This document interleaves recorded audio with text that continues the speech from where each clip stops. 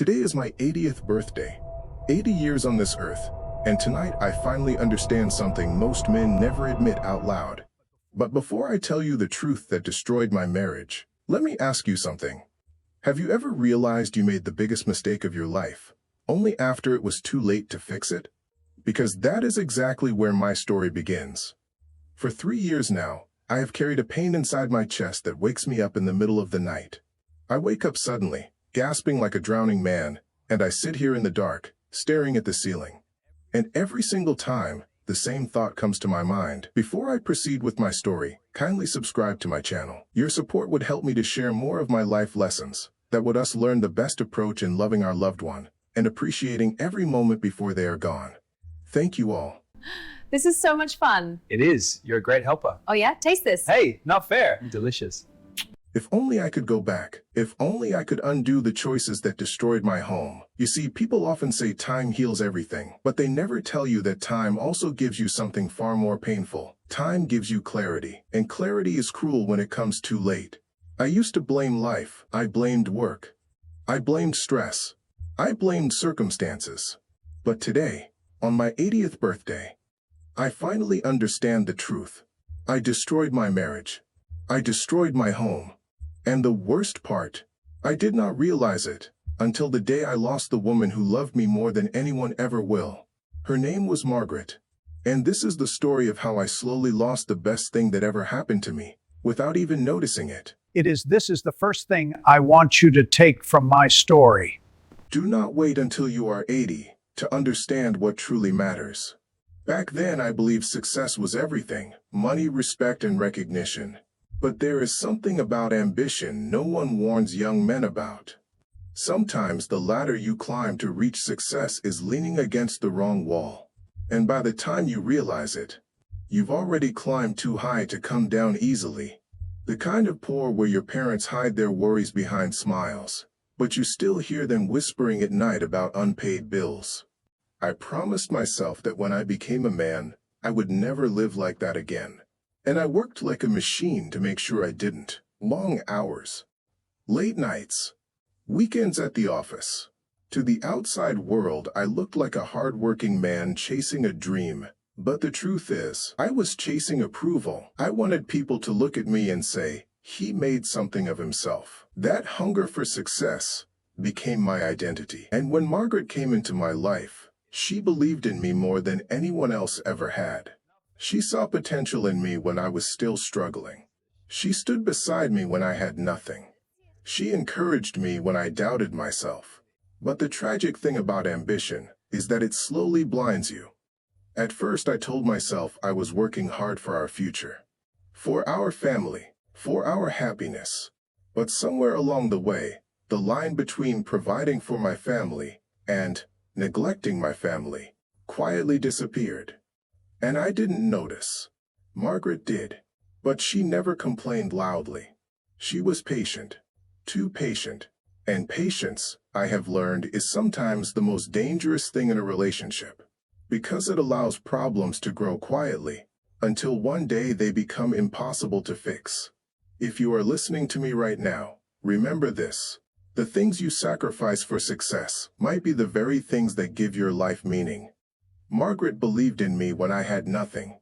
She saw the man I could become long before I saw it myself. But here is the painful truth about love. Sometimes the person who believes in you the most is the person you slowly forget to appreciate. And I didn't realize I was doing that until it was far too late. When we first married, we didn't have much. A tiny apartment, second-hand furniture, a kitchen so small that if both of us stood inside, we would bump into each other constantly. But those were the happiest years of my life. We laughed more, talked more, dreamed more. At night, we would lie in bed and imagine the future, the house we would buy, the family we would build, the life we would create together. But dreams have a strange way of changing people. As my career started growing, so did my ego. The promotions came, the recognition came, the money came. And slowly, the man Margaret married began disappearing. I became impatient, short-tempered, always distracted. Even when I was home, my mind was somewhere else. Margaret would try to talk to me about her day, and I would nod, barely listening. Not because I didn't care, but because I believed my responsibilities were more important. I thought love was something that would always be there, something permanent, something unbreakable. But love is not a statue carved in stone. It is a garden, and a garden cannot survive if you stop watering it. I didn't realize that Margaret had been watering our garden alone for years. And no matter how much love one person gives, two people are needed to keep something alive. Most people think marriages end in loud fights, screaming, anger, broken plates. But that's not always how love disappears. Sometimes love dies quietly, in the silence between two people who used to talk about everything. And that silence had already started growing in my home. I just refused to hear it. Margaret stopped asking me how my day was. She stopped waiting up for me at night. She stopped trying to start conversations that I would never finish. At first, I thought this was a good thing. I thought she finally understood that I was busy. I told myself she was simply giving me space. But the truth was something far more painful. She was giving up. The house grew quieter. Dinner conversations became shorter. The laughter disappeared. But I ignored the signs. Because ignoring problems is easier than facing them, especially when you believe you still have time. One night I came home late again. Margaret was sitting at the dining table alone. The food had gone cold. She looked at me and said something simple. "I miss you." Not "I'm angry." Not "you never care." Just 3 words. "I miss you." And instead of hearing the pain in her voice, I became defensive. I told her she didn't understand the pressure I was under. I told her I was doing all of this for us. I told her she should appreciate the sacrifices I was making. Looking back now, I realized something that breaks my heart. She wasn't asking for money. She wasn't asking for success. She was asking for me, and I kept giving her everything else, except the one thing she truly needed. Looking back now, there was one moment that should have woken me up. One single night that could have changed everything. But pride has a way of blinding you. And when pride speaks louder than love, the damage it causes can last a lifetime. That night was our anniversary, and I forgot it completely. Margaret had planned a small dinner at home, candles on the table, soft music playing, her favorite blue dress. She looked beautiful, but I had forgotten completely. I came home late from work, tired and irritated. When I walked into the dining room and saw the candles, my first reaction wasn't appreciation. It was annoyance. I remember saying something that still echoes in my mind today. "Margaret, I've had a long day. Can we do this another time?" The look in her eyes changed in that moment. Not anger, not sadness. Something worse. Acceptance. She quietly blew out the candles, put the food away, and said softly, "Of course." That night we went to bed without speaking much. But something important changed. I just didn't know it yet. Because the most dangerous moment in a relationship is the moment when one person stops fighting. When they stop hoping things will get better. When they begin preparing their heart for life without you. And Margaret had started doing exactly that. But I was too busy building a career to notice my marriage slowly collapsing. Life has a strange way of forcing us to slow down. Sometimes it takes a tragedy to make us see what was always right in front of us. And when Margaret got sick, for the first time in decades I stopped running. But what I discovered in that quiet hospital room was something that shattered my heart. But the doctors eventually told us something neither of us expected. Her illness was serious, very serious. Suddenly all the things I had been prioritizing for decades, meetings, deadlines, business deals, they felt meaningless. For the first time in years, I stayed home.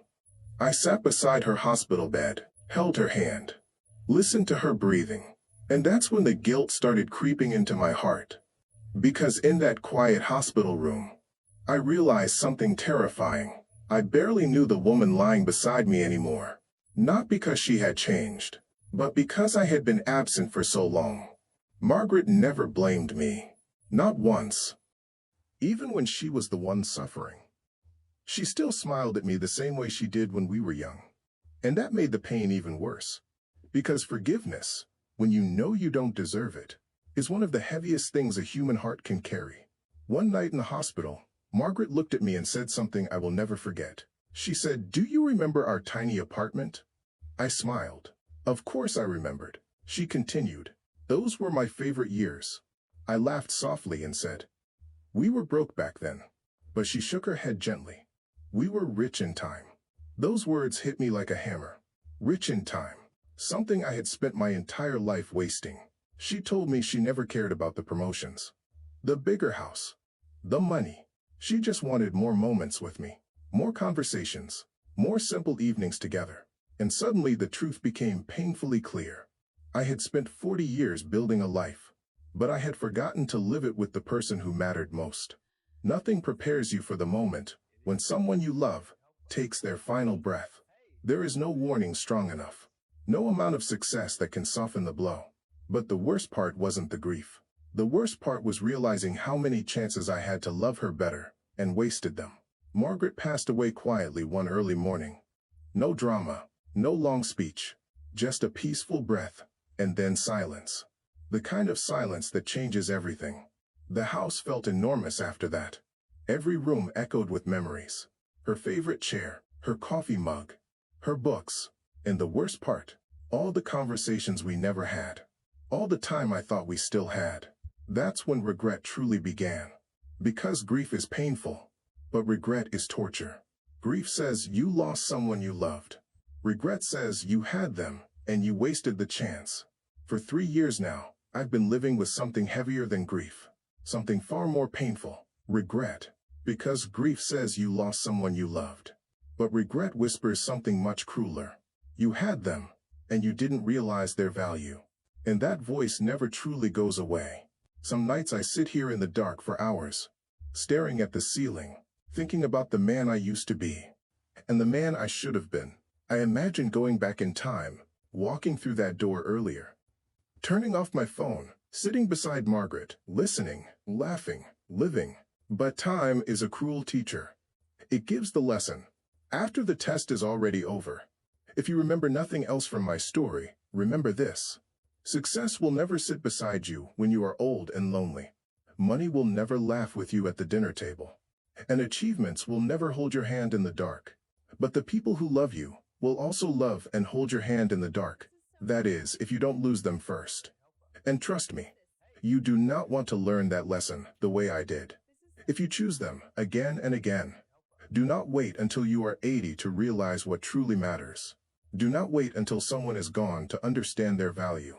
Because the greatest tragedy in life is not losing someone you love. It is realizing, too late, that you did not love them the way they deserved while they were still here.